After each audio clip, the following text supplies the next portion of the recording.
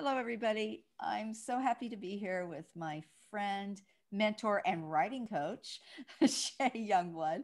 My name's Alane Freund, and I work with highly sensitive people. You know, those people with finely tuned nervous systems. And I have a few books in me, and I'm so grateful that I get to hang out with my buddy Shay, who is kicking my butt and making me get moving on those things. Welcome, Shay. I'm so happy to have you here. Thank you. It's a pleasure to be here with you, Elaine. I am really excited to talk about how we can take care of ourselves as HSPs, especially during these challenging times, and create tools to kind of help us get through the situation.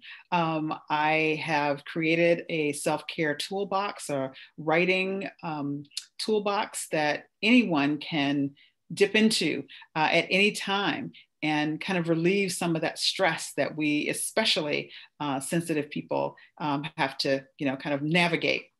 Totally. I mean, I loved when we did our big weekend retreat through CIIS online, of course. We had people from everywhere there because it was online. You didn't have to travel to San Francisco to attend it.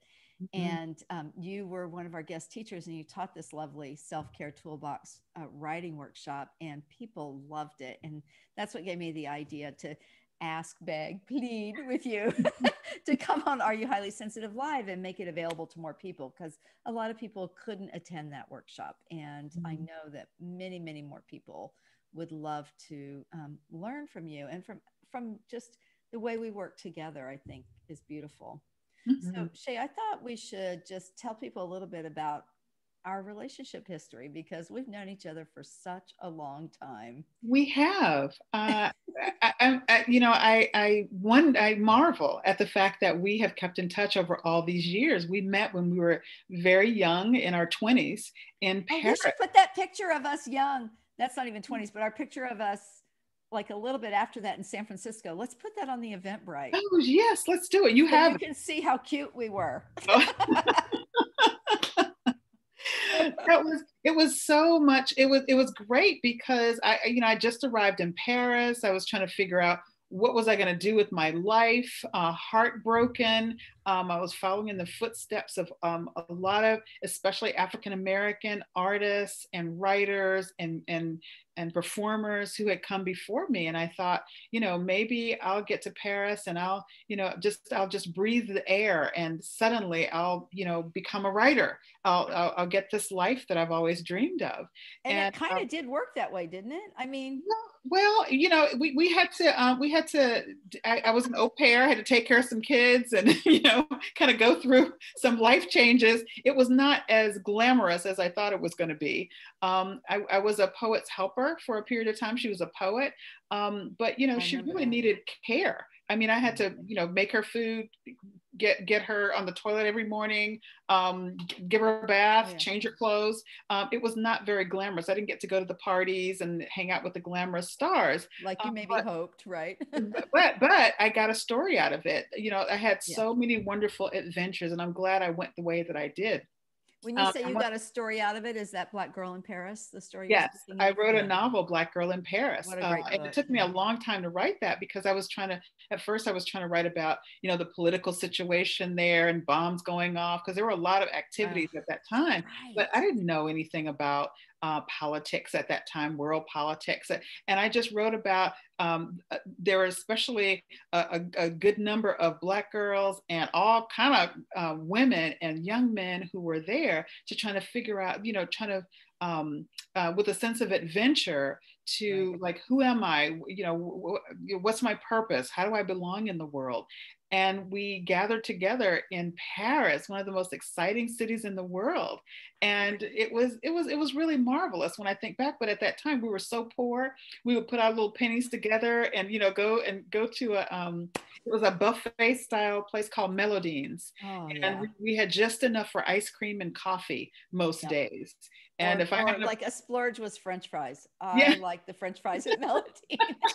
the French fries and the chicken. I would get half a chicken chicken because I only knew how to, my French was very limited. Your French was so much better. But the thing I loved about Melodies is that you didn't really need French. All you needed was a good attitude and a smile and point. Yeah. You know, it's like, you come to the chicken, and if you couldn't remember poulet, you just point, and then they put it on a plate, and then they tell you how much it was, and you give them a big bill, and they give you some change. Yeah, exactly.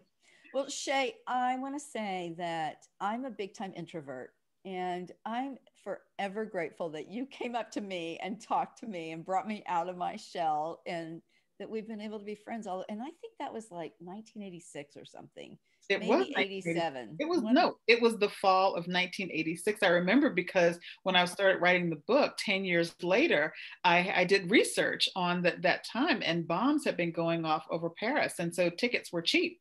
Yeah. And I arrived with like $200 in my shoe because I thought I didn't want to get robbed. I was, very nervous. And 20 something. Both of us got jobs ASAP. Yes, right? we got jobs and we got places to live, and we made friends. Our friend Eve, was there. She was really showing us how to do it. Right? Yeah, she'd been around. How to be expatriates in Paris. She was the master. She was on her bicycle going all over Paris, and she was going to be a photographer, I remember, at that time. And now she's a really successful decorator. I don't know if you know this, but she's on a television show that it's like save 1,000 pounds a week. And all of us have really transformed. And I think that was that time in Paris was really formative for us. It really was. For us all. We were very young and impressionable, and Paris made a deep impression on us. It really was. And I think in terms of Eve being a decorator, I think some of her aesthetics came from that time and being in that place. Everything was so beautiful. We didn't have any money, but we had access to the most beautiful city in the world, the architecture. And even if we couldn't afford the desserts every week, we could look in those windows and dream. And I think that it taught us to be alone as well, because I think highly sensitive people need time alone and with themselves. And so I started writing in my journal there in a way that I wrote down all my observations, and it was a way for me to also capture my emotions, all the different emotions that I was going through. And sometimes I did little drawings and doodles of people. I was not a really great artist, but I did doodles and did things that I probably would normally do, and that would be really scary for me to do them. And again, I'm an introvert as well. And so it pressed me though into making contact with people, because my French was limited. And I saw Alane, and she was clearly American. In my motorcycle jacket from the East Village in New York. And I recognized that not only were we, Americans, but we were also kind of like-minded people in terms of, being creative people. You were, I think you were on a study abroad program, and you ended up staying for quite a while, right? I actually never officially did anything in France except work my butt off to pay the bills. But you had all of us, right? But yes, but you had the coolest job. I remember you had one of the coolest jobs. By the time I left, you were working with the filmaker on the boat. Right. She around all over Paris. She lived on a barge on the Seine River, and it was a cool job because I was hired as sort of a translator and maybe a Girl Friday, but I gotta say that all of we young expats. Sorry, you can hear the puppy making ruckus in the background. I also, vacuumed and cleaned the toilets. Yeah, I did a lot of that while I was there too. A little indentured servitude there for sure.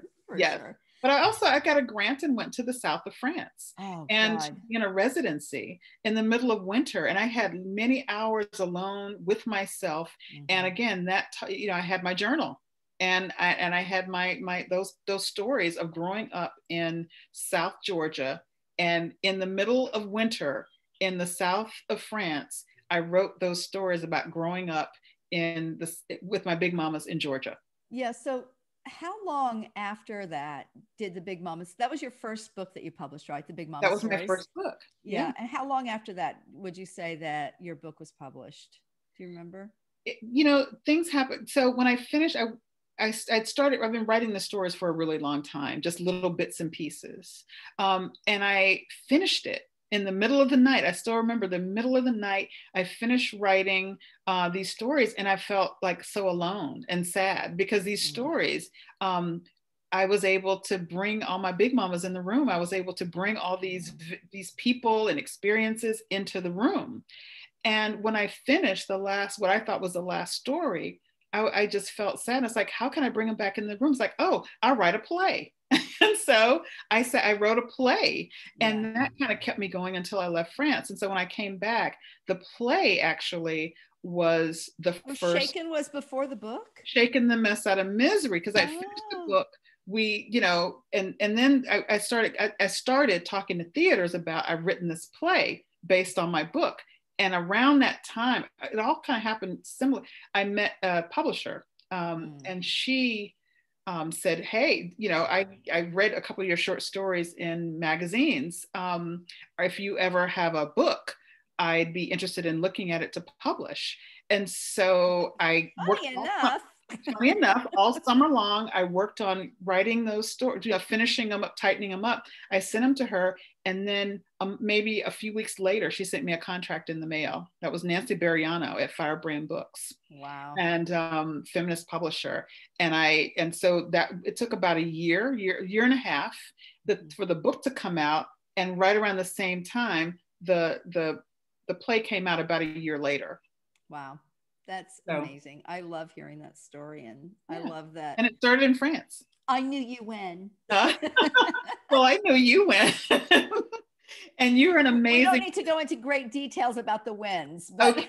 All right. But you're a highly successful therapist, and I, share your story in my circles regularly because I'm so proud of you. And it's like we were young and kind of fearless in a lot of ways, terrified some days, but we kind of kept going, kept it moving, and we developed different tools for not only survival but also to thrive and to help us to thrive now. So absolutely. I mean, those are such formative, important times of becoming adults in the world, and finding our way and learning that we can survive, that we can get through things. It's hard, but we get through them.